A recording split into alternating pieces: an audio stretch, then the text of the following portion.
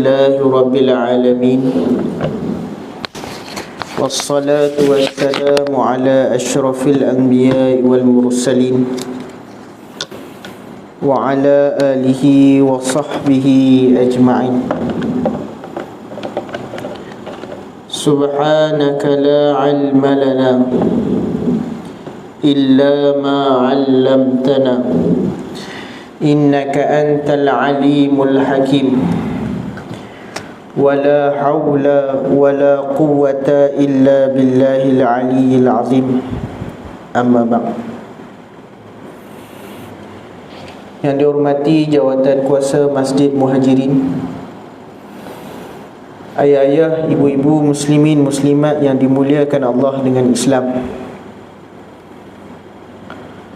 Alhamdulillah, setelah kita menyambut Hari Raya Aidil-Adha, Hari Raya Korban, mudah-mudahan Allah bagi kerahmatan, keberkatan, dan Allah menerima segala korban yang telah kita laksanakan, sama ada zahir maupun batin.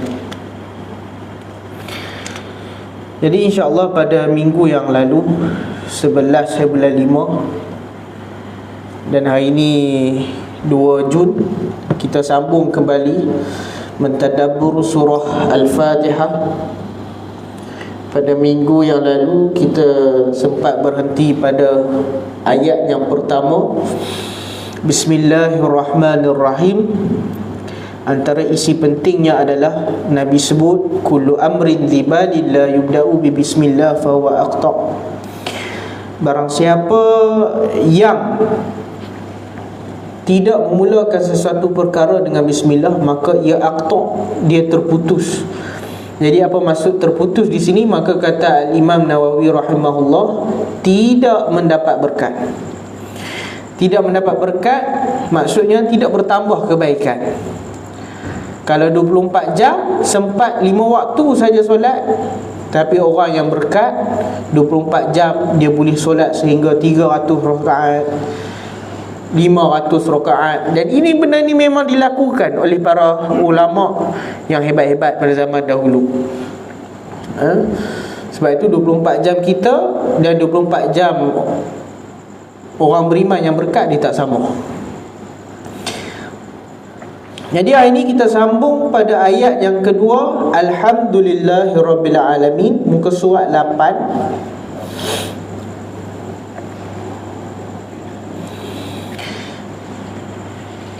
Ayat yang kedua, Alhamdulillahirabbil alamin.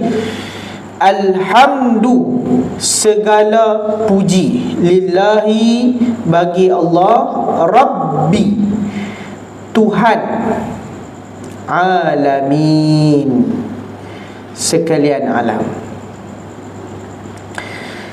Alhamdulillah, segala puji bagi Allah. Alhamdu membawa dua makna. Yang pertama puji, yang kedua syukur.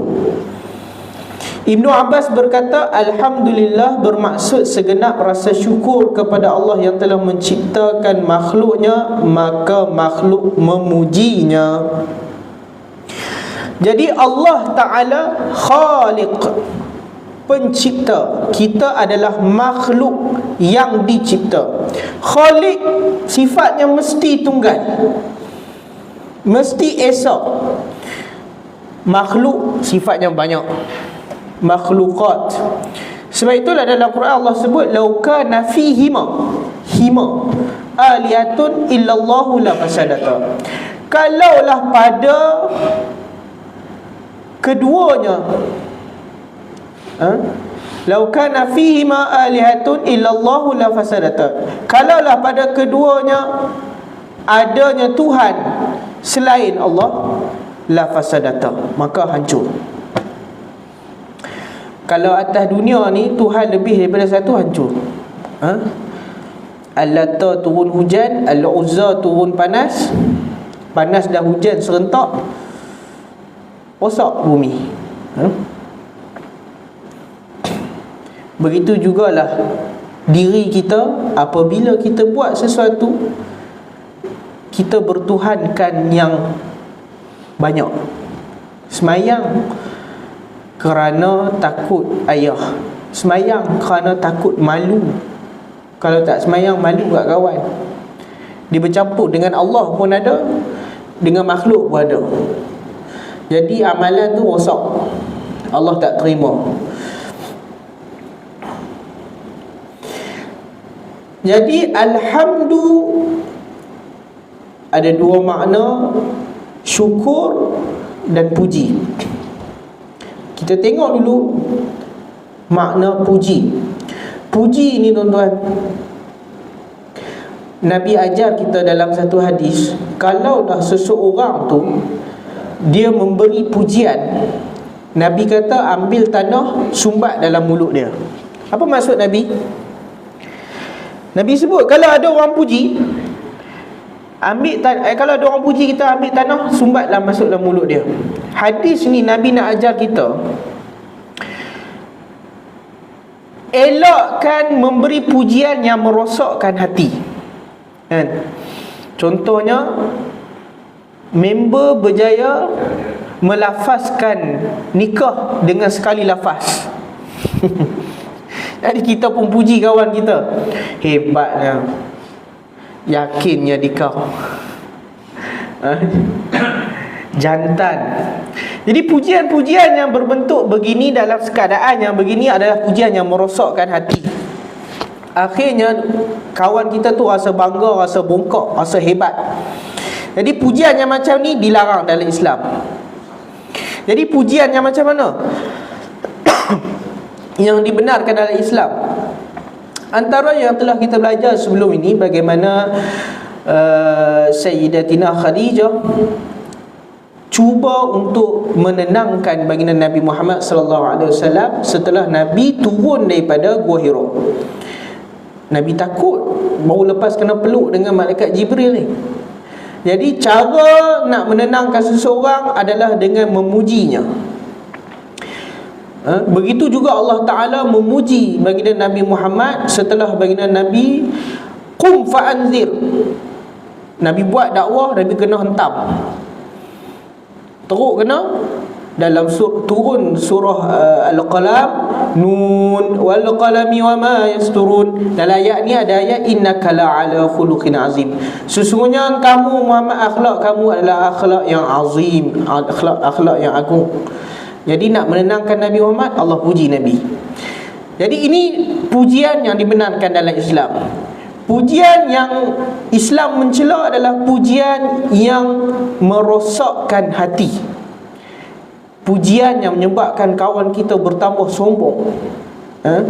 Bila Fir'aun buat salah, pengampu dia puji lagi, agungkan lagi Fir'aun. Ini kita tak nak. Jadi secara umumnya segala puji milik Allah.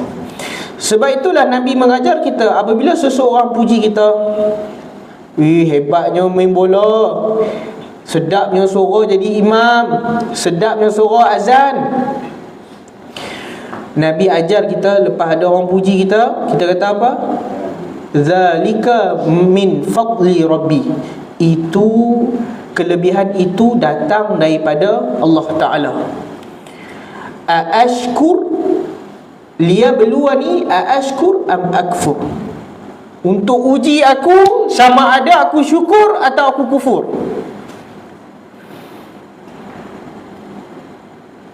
Tu ujian ni senang pun ujian, susah pun ujian.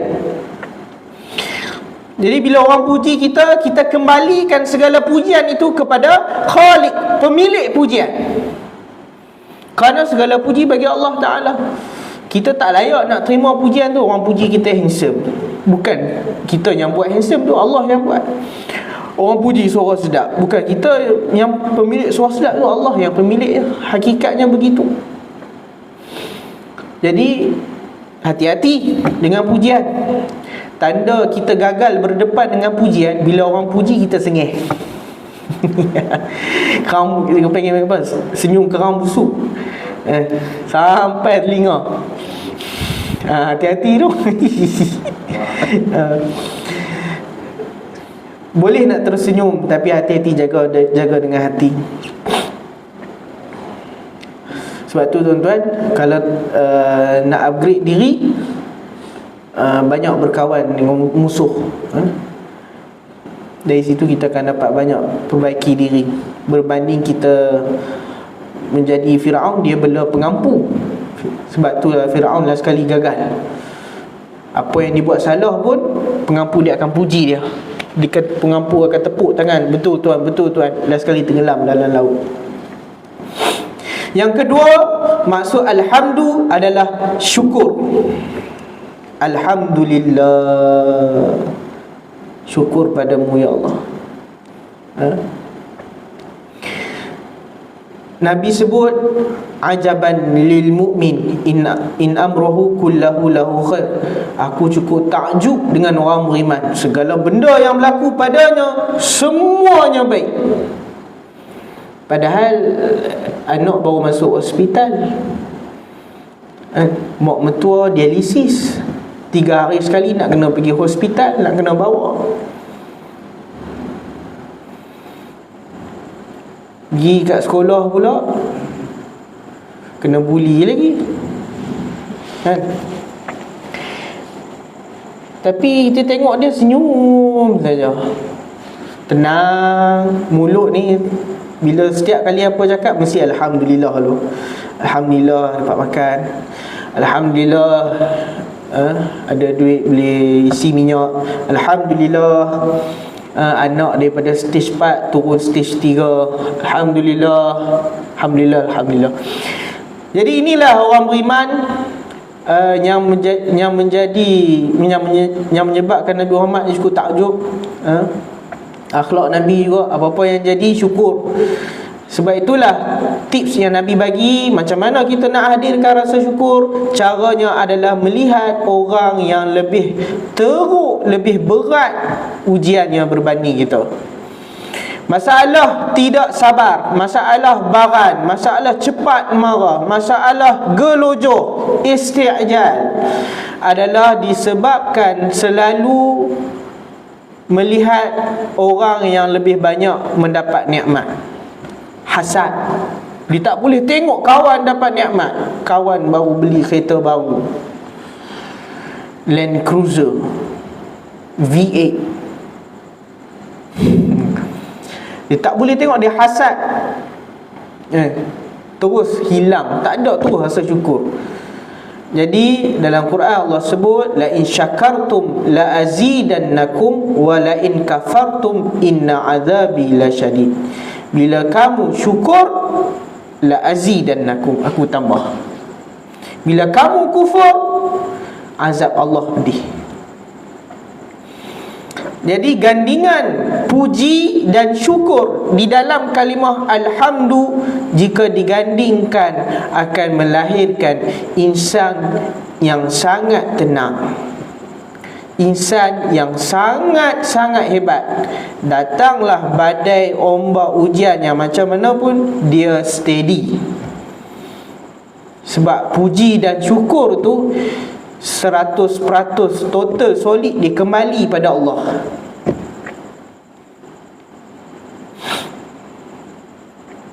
Firman Allah Subhanahu wa taala di dalam surah As-Saff ayat pertama, sabbaha lillahi ma fis samawati wa ma fil ard wa huwal azizul hakim.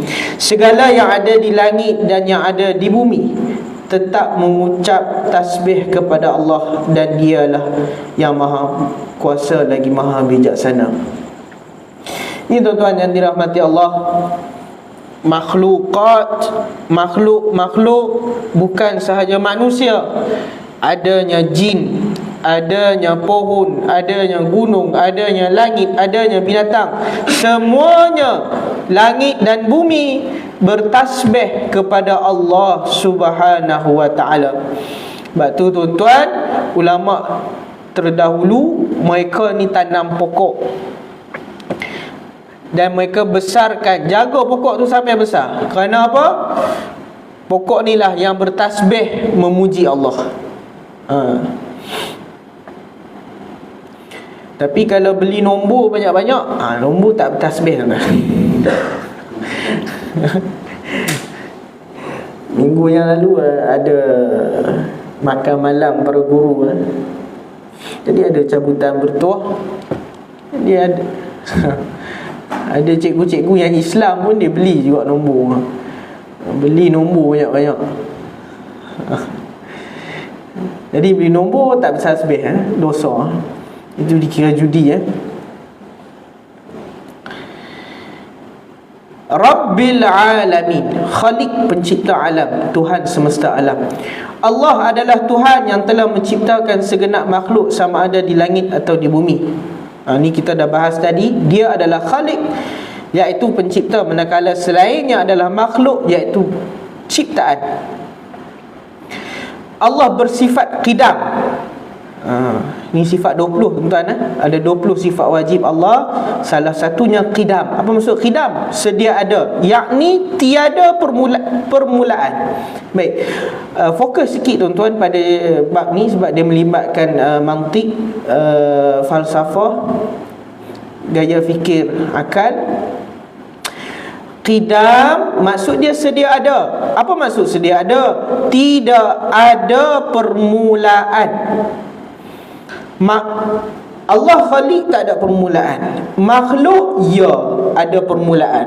Apa permulaan kita? Apa permulaan manusia? Kita bermula dengan tiada. Kaifa takfuruna billahi wa kuntum amwata. Dalam surah Baqarah Allah sindir kita. Macam mana kamu ni boleh kufur pada aku, sedangkan aku mematikan kamu. Summa yumitukum summa yuhyikum summa ilaihi turja'un. Jadi kita bermula dengan mati, kita bermula dengan tiada. Sebelum kita lahir atas dunia ni, kita berada di alam roh. Mati tak ada. Kita bermula dengan di situ, mati itu. Kemudian ibu kita lahirkan kita, maka sekarang, sehingga sekarang kita ada, kita hidup. Lepas ni tuan-tuan, boleh jadi 2-3 minit lepas ni, 2-3 hari, esok, lusa, minggu depan, kita mati. Summa ilaihi turja'un. Kemudian kita dihidupkan kembali kepada Allah Subhanahu wa ta'ala, sama ada syurga atau neraka. Sampai bila? Hum fiha khalidun, mereka kekal di dalamnya. 2 kali mati, 2 kali hidup. Jadi inilah sifat makhluk. Qidam sifat Allah. Tak ada permulaan. Duk kata Allah ni bermula, mungkin dia teori Big Bang kan. Boleh berkata begitu. Alam ini terjadi dengan sendiri. Ada letupan Big Bang, pecah, jadi marikh, jadi Mars, jadi matahari, jadi bumi. Boleh kita kata gitu? Alam terjadi dengan sendiri? Tak boleh, mustahil. Kemudian duk fikir pula Allah ni macam mana? Gila lepas tu dia gila. Tak boleh, tak boleh. Sekejap kita tengok. Kemudian Allah bersifat baqa', kekal. Apa maksud baqa'? Baqa' maksudnya tiada pengakhiran. Tiada pengakhiran. Allah Ta'ala mati ke? Tak mati. Hayyu qayyum, hidup berdiri. Laisal yamut, surah ayat kursi kita duk baca tu. Allah hidup, tidak mati, tidak lalai. Kalau Allah tidur, Allah mati, sedap kita waktu tu buat maksiat. Jadi makhluk ya ada expired date. Esok lusa mati kita, tuan-tuan. Sebab tu tiap-tiap kali kita nak buat maksiat, ingat mati. Kullu nafsin za'iqatul maut. Setiap yang bernyawa pasti akan mati. Tuan pengurusi ada di rumah. Tak ucapan takziah pada arwah isteri, innalillahi wa inna ilaihi rajiun. Semoga arwah ditempatkan di tempat yang baik. Idza jaa ajaluhum, Allah sebut dalam Quran, apabila datang ajal kepada kamu, la yastakhiruna sa'atau wa la yastaqdimun, tidak akan lambat walau sesaat, tidak akan cepat walau sesaat. Bila dia datang, tepat, tak lambat, tak cepat. Correct. Sebab tu kita tengok boleh search tuan. Yang ni bagus untuk kita search di YouTube, untuk datang muhasabah kat kita. Mati mengejut. Tengah-tengah meeting jatuh. Tengah jalan jatuh. Tengah sujud, tengah semayang, bila-bila, di mana-mana. Itulah keadaan ajal, sifat ajal ini. Dia akan datang bila-bila, di mana-mana, tepat pada masanya. Bila dia datang, wallahu a'lam. Nabi pun tak tahu.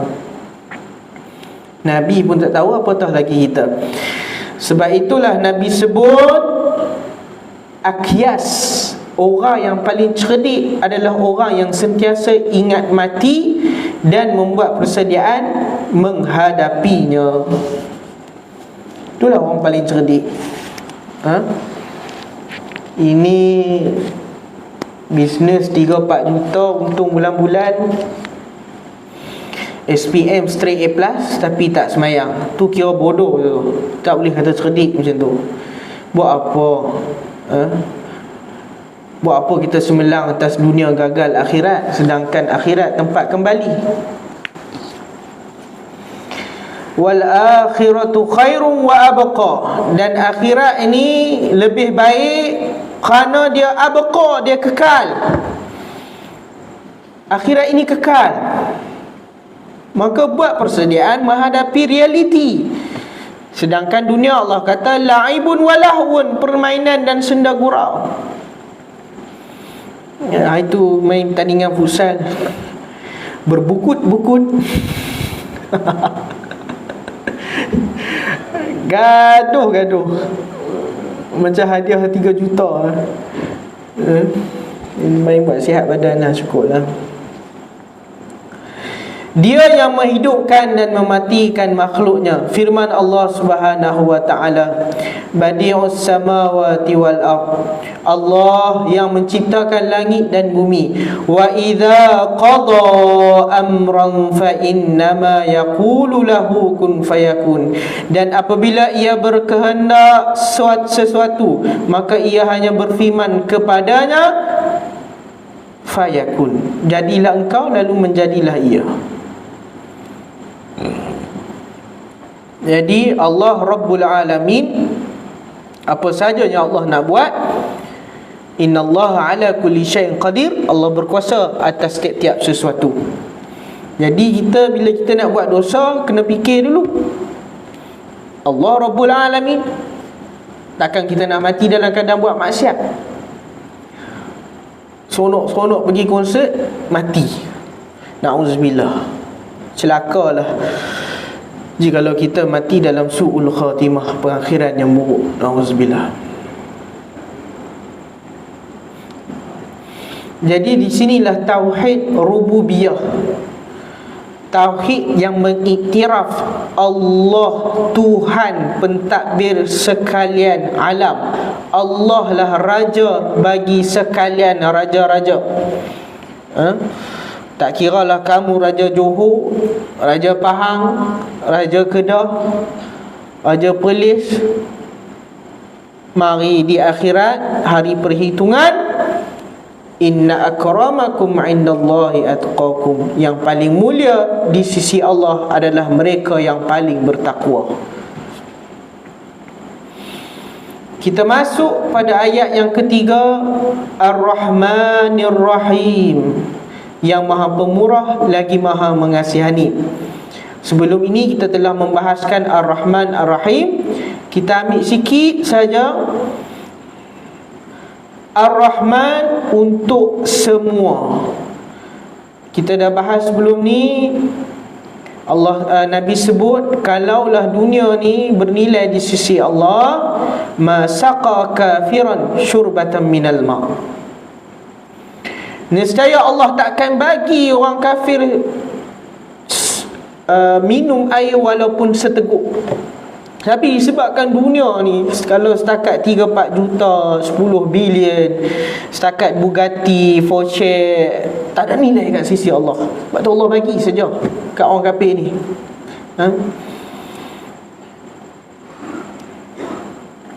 Namun Ar-Rahim, Maha Penyayang Allah, khusus untuk orang beriman sahaja. Nak masuk syurga, nak dapat bidadari, yang nak dapat kebahagiaan yang tiada noktah, sungai yang mengalir tanpa ada tebing, nak dapat cinta ni khusus orang beriman sahaja. Sebab tu kita bahas tentang bagaimana Chong baik, tolong orang kampung, masuk neraka. Ahmad rompok rumah orang, masuk syurga. Kita bahas banyak kali dah benda ni. Sebab apa? Ahmad dia dapat Ar-Rahim sebab dia masih iktiraf Allah adalah Tuhan. Manakala Chong dia buat baik, tapi kenapa dia masuk neraka? Dia buat jenayah yang paling besar, iaitu syirikkan Allah. Jenayah yang dia buat tidak jauh lebih besar daripada jenayah Ahmad. Jadi Ahmad dia tetap kena masuk neraka dulu, untuk dibakar, dihabisi dosa-dosa rompak dia tu. Dan dia masuk ke syurga atas sebab masih ada iman. Walaupun secebis sebesar biji sawi, dia layak untuk masuk syurga. Sebab itulah Nabi sebut, semua kullu ummati yadkhulul jannah, semua umat aku ni masuk syurga illa man aba, kecuali yang tak nak. Jadi surah Al-A'raf ayat 156, wa rahmati wasi'at kulla syai'in, rahmat Allah ni luas. Fasa'aktubuha lilladzina yattaqun, ni secara umum. Kemudian Allah khususkan rahmat untuk siapa? Untuk orang yang bertakwa. Siapa yang bertakwa? Wa yu'tuna zakah walladzina hum biayatina yu'minun, orang yang menunaikan zakat dan mereka yang beriman dengan Al-Quran, dengan ayat-ayat kami.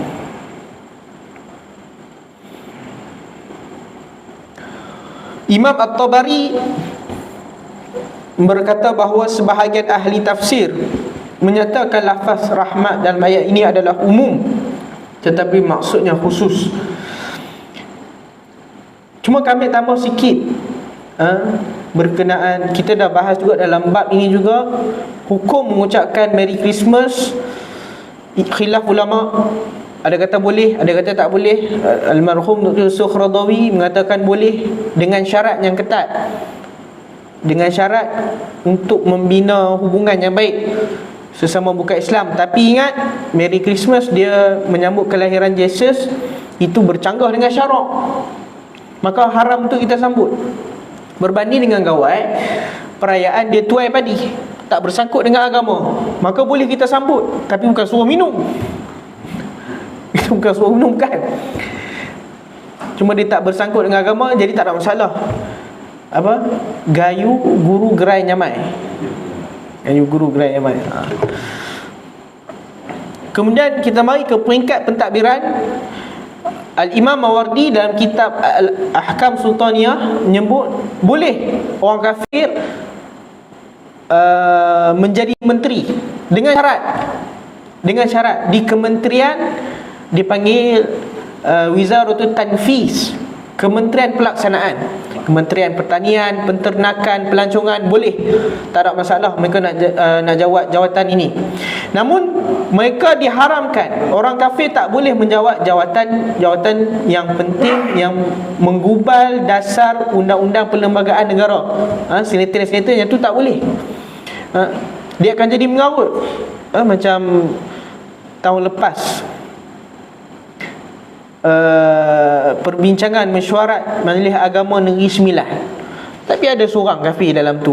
Untuk apa? Sebagai pemantau. Ya Rabbi, Lakum dinukum waliya din. Bagi kamu agama kamu, bagi kami agama kami. Jangan kacau. Tak boleh macam tu. Itu dah melampau.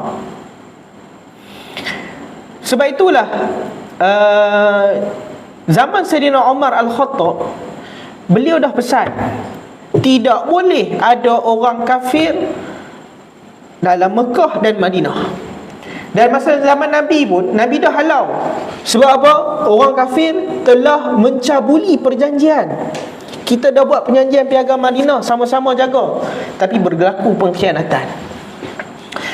Bani Nadir yang jadi kepalanya pergi gabung dengan bangsa-bangsa kabilah yang lain, serang Islam. Bani Quraizah yang berada, Yahudi yang berada dalam Madinah, khianat daripada dalam. Waktu tu nak kata takutnya perang Ahzab ni, sehingga kan nak keluar pergi tandas pun tak. Rasa takut, dahsyat. Orang dalam pula buat khianat. Akhirnya turun surah Taubah. Allah suruh halau orang-orang macam ni. Nak kata apa? Sayyidina Umar pesan macam tu disebabkan ini lah. Secara umumnya kita kena ada batas dengan orang kafir. Dan tak boleh terlalu keras, tak boleh terlalu lembut. Jadi kita nak faham sekarang ni macam mana cara berinteraksi yang betul dengan orang kafir. Jadi Imam Mawardi dah sebut dah, boleh dia nak jawatan, tapi jawatan yang bukan gubal dasar perlembagaan negara tu. Dan dalam peristiwa hijrah Nabi ke Madinah, ada peranan orang kafir di situ. Abdullah bin Uraiqi, dia orang kafir. Dia yang tolong Abu Bakar dengan Nabi Muhammad tunjuk jalan nak pergi ke Madinah, ikut jalan yang tak kantoi. Jalan yang selamat untuk ke Madinah, bukan ikut jalan biasa. Jadi kita boleh berinteraksi dengan orang kafir dengan syarat mendatangkan manfaat kepada Islam. Namun secara umumnya kena elok daripada pentadbiran ni. Namun ada seorang sahabat ni dia degil. Dia biarkan Abu Lulu'ah berada di dalam Madinah atas sebab Abu Lulu'ah ni dia ada kepakaran untuk menempa pedang. Sampailah satu ketika Nabi Muhammad Sayyidina Umar imam solat subuh, Abu Lulu'ah keluar saf tusuk Sayyidina Umar dari belakang. Dan ada racun di mata alat yang tajam tu. Tumbang Sayyidina Umar, beberapa ketika syahid. Jadi sahabat sangat geram. Dah kata dah, Sayyidina Umar ni sifat dia futuristik. Dia dah tahu dah, dia boleh anggarkan ke depan ni jadi macam mana. Sebab masa ni Islam dah tersebar terlampau luas, Rom dengan Parsi jatuh. Jadi munafik akan semakin ramai. Last sekali makan diri. Makan diri. Jadi key point dia di sini, kita boleh berinteraksi dengan orang kafir dengan syarat ada batas. Tak boleh sampai pergi letak orang kafir meeting dalam majlis agama, ini mengarut. Allah dah ajar dah agama mereka, agama kita. Kemudian mengerahkan penjawat awam untuk sama-sama serlung topi Christmas, nyanyi lagu Christmas, tak boleh. Ini dah melebihi batas. Dan tak boleh juga kita pergi robohkan kuil, robohkan gereja, tak boleh. Itu ada tempat ibadah mereka. Dan selama umat Islam berperang, Nabi Muhammad, khalifah, semuanya berpesan perkara yang sama. Bagi arahan pada penduduk yang nak selamat masuk dalam gereja, kamu jangan robohkan. Hanya berperang dengan tentera sahaja. Jadi bila kita faham batas berinteraksi dengan orang kafir, maka kehidupan kita ni akan selamat, tenang gitu. Tidak ekstrim, tidak bermudah-mudah. Contohnya bila satu budaya di Sarawak adalah food court. Betul tak? Food court Melayu Islam, food court orang kafir di sini. Jadi syarat dia, janji jangan kita makan benda yang haram. tak ada masalah nak duduk sembang macam tu makan. Jangan pergi teguk benda yang haram sudah. Bahkan kami pernah baca ada pandangan yang lebih ringan. Itu macam mana ustaz? Cawan kongsi ke? Oh, kan? Betul, kongsi tak? Ya, ada pandangan yang lebih ringan. Arak yang najis itu macam mana cara penyucian ya ustaz? Takkan orang belakang nak cuci dengan air tanah, kan? Dia ada pandangan yang ringan. Dia menisbahkan parti yang ada dalam tanah tu, dia ada dalam sabun basuh pinggan tu, maka itu cukup. Cukup menggunakan sabun basuh pinggan yang kita biasa pakai, Ezion ke apa ke, untuk menghilangkan najis tersebut. Ini salah satu pandangan. InsyaAllah bagi kami tak ada masalah. Tak ada masalah. Rumah asap tak asap. Kalau yang digoreng ni dua-dua kumpul asap. Kalau dapat asap rumah asap di kantor, di sungai. Dia rumah asap ni sebenarnya macam mana? Dia untuk apa? Apa beza rumah asap dengan food court? Kira sama macam food court biasa lah. Dia, kami ambil macam ni juga tu. Macam ada orang tanya juga, macam mana ustaz kita masuk supermarket yang menjual arak? Sama juga. Kita masuk supermarket, kita nak beli beras, tapi supermarket tu jual arak. Keuntungan tu supermarket tu akan guna pada sumber yang sama. Yang ni yang ditanya juga. Jadi sebaiknya kalau dapat elok, kita elok. Tak dapat, setakat yang mampu lah tuan. Setakat yang mampu lah. Sebab wala talbisul haqqa bil batil, tak boleh campur hak dengan batil ni. Tapi kita buat setakat yang mampu lah. Jadi kalau masak tu ada jual boboy, ada jual langkau. Jual apa? Babi. Oh, Boboy. Kita memang tak masuk tu tak. Ada mereka dalamnya. Ada mereka tempat bergerai. Itu karena mereka jual boboy panggang. Boboy langkau sampai duduk bersama kita. itu sebaiknya kita elokkan lah. Itu kita nak bincang tu. Garis merah. Boleh tak boleh? Boleh tak boleh? Dalam Islam dia panggil ijtanibu, menjauhi.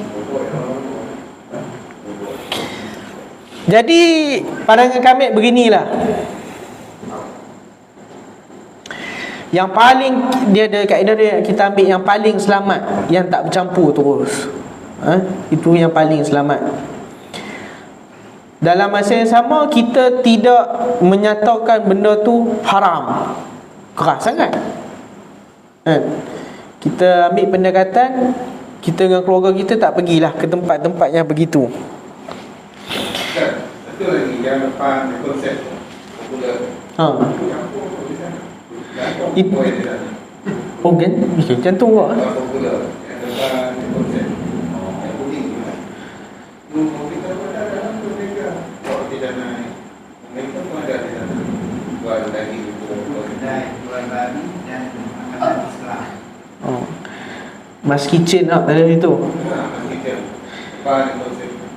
Jadi pandangan yang kami beri ni peribadi ya, pandangan peribadi kami macam kami sebut tadilah. Dia macam dah bahagi kan. Yang ni food court orang Islam, yang ni food court bukan Islam. Lepas tu Haji sebut tadi berkenaan dengan asap mi ayam, asap mi boboy, kan?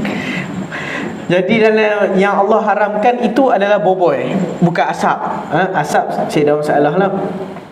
Cuma yang kami timbulkan dari sudut basuhan cawan gelas, betul tak? Jadi kami sebutkan tadi, asalnya memanglah kita kena basuh dengan air tanah.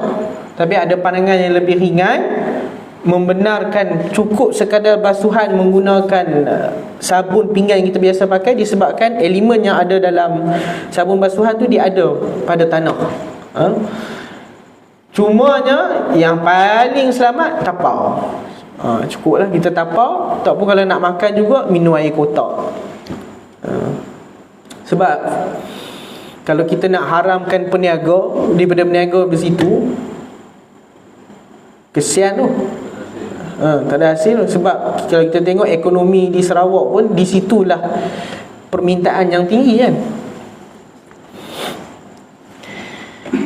Di mudah-mudahan kita faham dia punya key dia, ingat tuan-tuan, wasatiyah, sederhana. Yang tu Islam, yang tu sifat Islam, wasatiyah, sederhana. Sebab setiap mazhab, setiap aliran, dia mesti ada puak-puak yang ekstrim. Contohnya dalam Sunni kita ada Ahbash, kita ada Ayah Pin. Tu semua Sunni tu, tapi minum air kaki, bunuh orang. Dalam Syiah pun ada yang ekstrim, Syiah Rafidah, Ismailiyah. Begitu juga Wahabi, Khawarij. Jadi mereka ni semua semua Islam ni. Sunni, Wahabi, Syiah ni semua Islam. Cuma yang dalam kelompok ni ada satu kumpulan yang ekstrim. Jadi kita tolak benda tu. Apa-apa yang ekstrim, kita kembali kepada cara hidup Islam sederhana. Tidak terlampau lembut, tidak terlampau kasar, tengah-tengah. Cuma yang kita nak faham tengah-tengah tu, garis merah tu, itu yang kita bincangkan.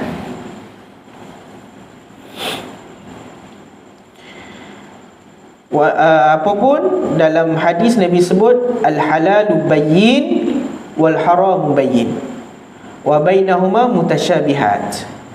Halal jelas, haram jelas. Di antara keduanya ada mutasyabihat, benda-benda yang ragu-ragu. Jadi Islam ajar tinggalkan keraguan, kembali kepada yakin. Kalau tuan-tuan rasa macam tak yakin, makan minum di situ, makan minum di lain, selesai. Cumanya kalau kita nak keluarkan satu fatwa haram berniaga di situ, kita tak ada kuasa, kita bukan mufti. Yang ni kita dah ada orang yang berautoriti. Cuma kami nyatakan tadi pandangan peribadi sahaja, yang tak terlampau keras dan tak terlampau lembut. Boleh tuan-tuan. Jadi kalau kita nak pemerintahan Islam, kita kena kembali Ar-Rahman Ar-Rahim ini pada yang selayaknya. Masalah orang kita ni, bila orang kafir baca ayat Quran, dia terus macam wow. Padahal munafik ni Allah dah sebut dah, wa iyaqulu tasma' liqaulihim, bila mereka cakap orang akan dengar. Sebab apa? Gini, dulu kita ada orang kafir, kami nak kembalikan pemerintahan Saidina Umar Abdul Aziz. Sekarang tuan-tuan dia berkuasa, dia nak buat dongzong. Mana Umar Abdul Aziznya? UEC. Jadi jangan terpersona dengan kata-kata, terpesonalah dengan amalan. Walk the talk. Jadi kami rasa simpulannya pada malam tu kita bincang ayat 2 dan 3. Alhamdulillah, segala puji dan syukur semua kita kembalikan pada Allah Rabbil Alamin, Allah Tuhan semesta alam, Allah yang menciptakan segala-galanya, Ar-Rahman Ar-Rahim. Kita tambah sikit berkenaan dengan bagaimana pemerintahan Islam kita mesti kembalikan, letak di tempat yang sepatutnya. Orang Islam mesti berkuasa di paling atas sekali. Wizaratul Tanfiz, Kementerian Pelaksanaan, baru bagi orang kafir. Jadi kita buka 1-2 soalan mungkin.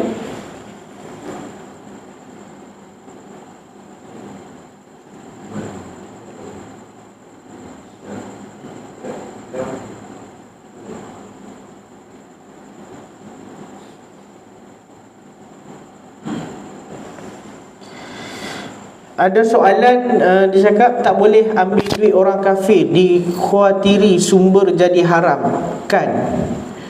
Dia begini tuan-tuan, sumber hartanya haram, kita nak cuci dia macam mana? Katakanlah dia judi, menang 1 juta, lepas tu dia nak taubat, nak buat macam mana tu? Jadi cara dia, tak bolehlah dia pergi beli rumah jadikan aset dia. Tak bolehlah dia pergi beli kereta jadikan aset dia. Tak boleh. Kereta tu akan jadi haram, rumah tu akan jadi haram. Jadi cara nak cuci dia adalah dengan menyalurkan kepada fasiliti awam. Contohnya dibagi duit tu pada masjid, maka duit tu akan berjaya dicucikan jadi halal. Janji dia tak kredit, dia tak ambil manfaat daripada duit yang haram tu, mesti beri sepenuhnya kepada bukan tanggungan dia. Ataupun dia pergi bagikan anak dia, tak boleh. Anak tu tanggungan dia, bini dia pun tak boleh tanggungan dia. Jadi kami rasa itu saja. Mudah-mudahan kita dapat manfaat surah Al-Fatihah ayat 2 dan ayat 3. Wallahu ta'ala a'lam. Assalamualaikum warahmatullahi wabarakatuh.